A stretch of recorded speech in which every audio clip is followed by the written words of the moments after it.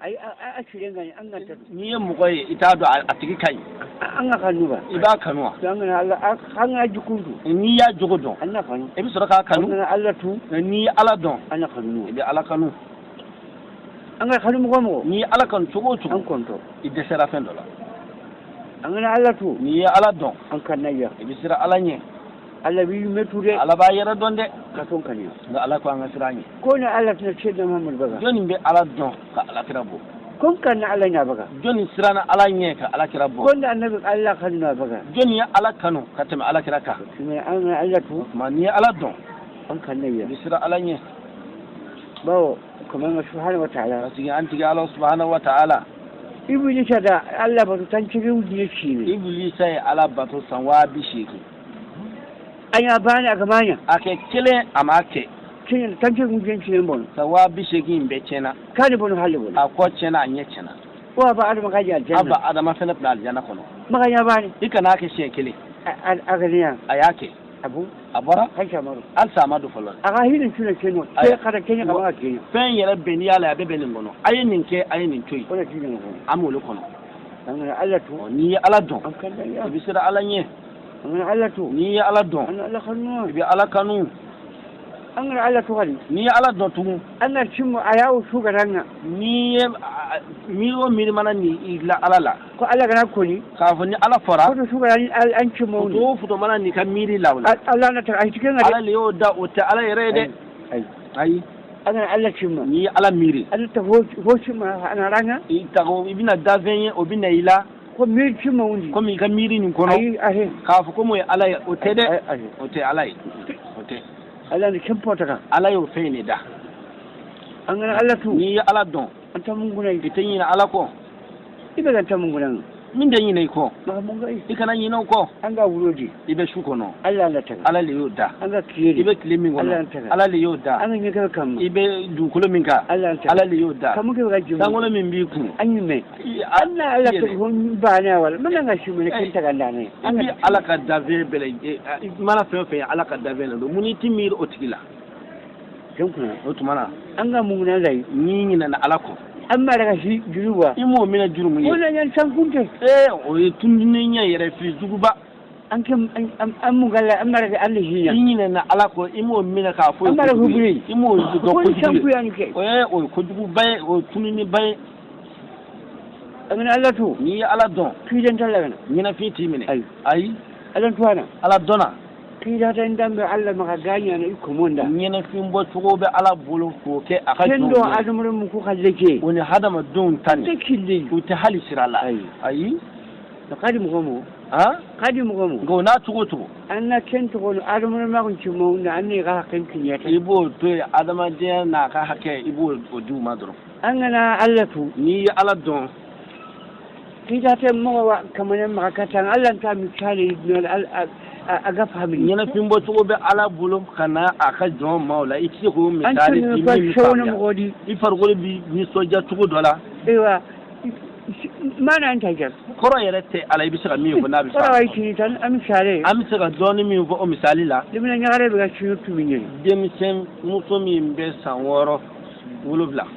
dimina nyugo be ga shi mu shi tu mi ni dem sen chema mi mbe sanworo wulubla nyugo an ga tan na gundon ko na ga yugo da gare na kin fahimu ne ta fahimu ni ki bi gundo foye mi mbe che anu muso che ko famu a tuka famu ya ibe kama Allah tu an tafi an ga kuna da mugomo an tafi akan faga janni ya dumi mugomi mi ala do ni ki bi ala kan yana fin boy misali ta ka foye a tuka famu ko shila an ga Allah tu an alabata ni ala do ibe ala bato ni ala don ni ala bato an ga Allah tu ni ala don an ta Allah kutana ta ala soso an ga Allah tu ni ala don annan fin to kallai bi ka kuto ala bulo Allah da kan Qur'ani ta lushe ya Allah yo fa Qur'ana kono shin sekin ono himto ya fanga ka kuto ala bulo ken kuna otumana diga me bani hele kuma yara da mata de ala gollen kan ala yo bara inge ka jira nawo ora ye gillo ni honni abi sika ni yoro inge yanye Allah ka toni himto ya ala ka kolmi inge fanga ka kuto abulo adama ne mesu adama dembe anyan kana ta lushe ibi jingi shin sabade aga na grandpa ba haleni ni bori fa ko solo la na zaman honni kana ba ko no kin yan kan o jingni amma ga no gongo aya bamana kunota aga chare ka wolo kan ka jan kai o fana jingni kan ka filani yanki o jingni filana ai an ga nakara ni sara idan yan kan kumenye ubi do kaburu kono aga yan kai o fana jingni yan kai ga tandige jingni nani na ayo daga tanga ala ka no na bayan kai o janna jingni kenya ni kuna o tumana sa hadu mun nashu hada ma dembe an ga gidan fa badi ni bori fala anna tan na kate bitonya amma no woni ji kani bala ibi le bina ni ke ji bakono ko tan wa kenta na kate bitonya dongo do bo kle bina ni na ya gare ni goda ji kenji wuto an ko amati ibi ta sori ni muso do me nyon be ko no mo hakela o mati o madafaye kon nan ken dangindi doni temo bina ni na alla do sadaka ni na tim ay no bina ni dafara anna nyamma no woni horenga tan na kate bito ina ki bakono jolu kunuri le bina ni ko to ko daga kendi aya don do bo kle bina ni ya gare go ya no ko ni daga ken no ko a horenga jogi ini muso do me nyon be o kono mo hakela o jolu bonai ken no ga jogi lemme magari kon nan ken dangindi aya o jolu bonai ni no o de mana bile me joni e min nana joni ye teme ala zaba aya ta daga cikandi aya kle bina ni sabana anna yamma no woni tin kuntura ibna ki bakono so kunduruye tan na kate bito kle bina ni tan na kate ku ciki o kle bina ni saba aga mo kasu ga o be kalon nani ma ko ta ko ta kundi o dungo do bo lu kono ya gare go ni daga no ko ni kella ka aga bono iba soro muso do kono kun zero o haka do lai o kono chenai kon nan dangi ni kesu don ya adama den teme o yoro la ala Allah ke ga dangi ni kesu ala mi ni teme ni bela an ga nari nya shere ni na la ke mo ye kin ga da tan pintoriya o ala ku mai ga kotoma a to ma a to abolo ya goje nya aya barake an amma no wonni ibi ba kono amma ga hobe ga ni yedu iba min du a waro nan no wonni abna ikono ka bakat chimpo ga bita do ibara le fe aga bakat la kan na mi do idafe dimne kena ku den mi boke amma na kara abab mi fas kon na tin da ba don ni ubaran nunke Allah ala do ha be ke ga rona hi ba mi nya ble ote aga shanke woni abe ba mi ngono ote atini me heti den yere te sa da kuna aya sisaza aga na nga share inna na sa fu ko yula ce gadi mo bala an ga share ko ta a wolo domina an akashira shiron coyi mo yelela ka dogoto ijija an ga ridna ko ta an ga wu inna na jena domi ikire ne kashira an ga bakat na da annan coyiya ni mi bo jena domi ikile nga yelede an alli ko ta na an wu lala ka ngi shi inna na jena domi ikashira an bu ko ta na an wu iboto jena ikashira an da ka tan ga ala kana kusuma aka wadi ka au dun fana be de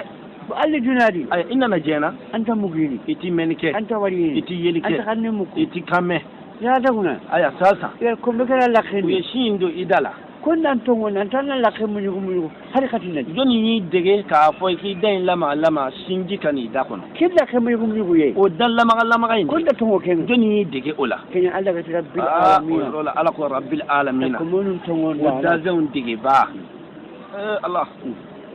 Allah ma to kin ade ala ma to da mama de kati ke be ga an ga shugunu shi mi ni be ko sama ko abu ho dumbu bila ga ce no hore abora blema flani ni nyonje sogo ble an joli blema kum moto be ga ma ko be kon dirai wo min be shi ni ni nyonje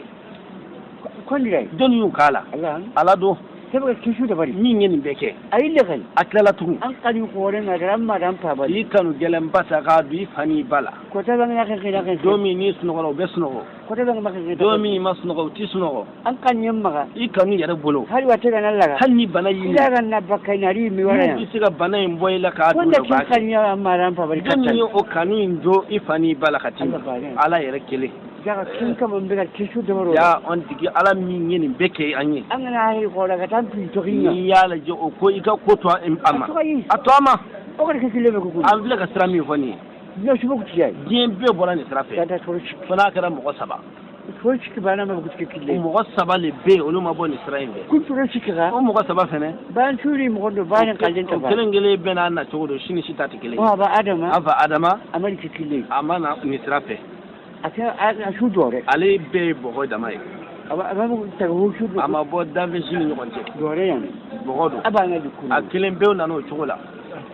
ai lali a flana ma hawa amba hawa أغابو أبا آدم شغبان قتل نوغين afana bora ava adama galaka kulo labana أباني afana kelene do أغابون قول أما بيغرين a bora cela ama bo musola كنا غاباني o fene kera ale kelenye أشكال لي asabana نبي الله إيشا nabi allah isa أغابو بيغرين afana bora musola أما بيغرين ama bo cela أغاباني afana kelena no chogola تنكتي o tobe أشوري مغباني a benna na to kelena